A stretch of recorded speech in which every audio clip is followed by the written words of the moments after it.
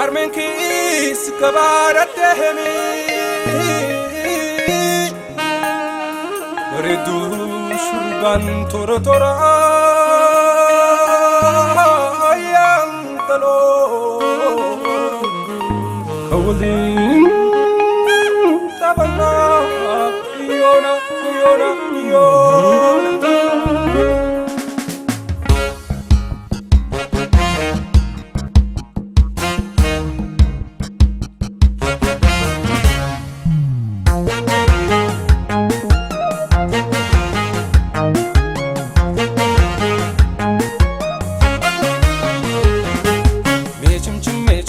chumchume tinona ta choluna sirbime tinno satta choluna sirbime me chumchume tinona ta choluna sirbime tinno satta choluna sirbime yaate damma boke yarasako akka shemmi oftu ya shoreko ila jolle romo wanofiko akka shansi oftu madworkenko ndankoni te yarasako lafto garabari ya shoreko isako jibite sitopseko natas galagali kabla breko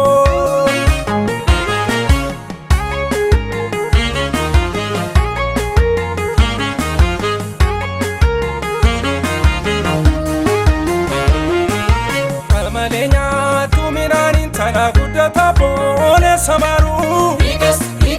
ikas komne shale karuna nanin tala dunga jai jate salalu ikas komne karamana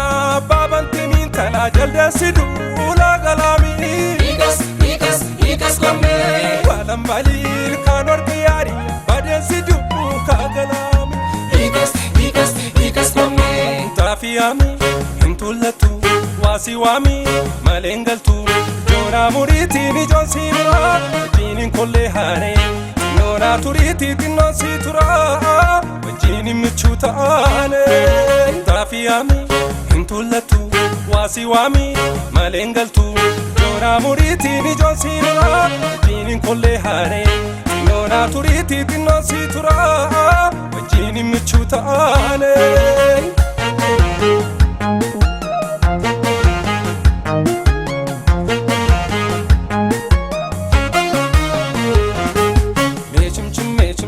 chumchume tinona ta choluna sirbime tinno satta choluna sirbime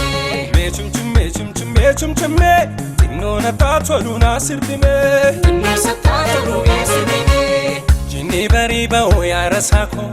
amma gundo ga ya shoreko sivjerenu padde wanofiko amma limmom ga malfaliko ijare magorro yarasako kabandi gamore ya shoreko sijalem makoto anofiko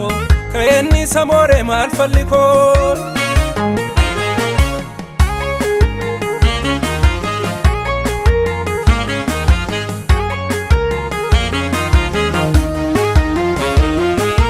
tehem barza fi muramin talo galanona anjesi sumi ikas komne baden kafka fi du fami shore garanona antesisu ikas komne igirisi akabo karfa santalo malkana ka adejeiti ikas komne kutu kara mana kenya malu kara walla adejediti ikas komne faran kasa dimbite min tala dalena la rabatami ikas komne chala la dok salite mi wayo kubena ka atamatamu ikas komne tafiyami intulatu wasiwami malengaltu jona muriti ni jonsi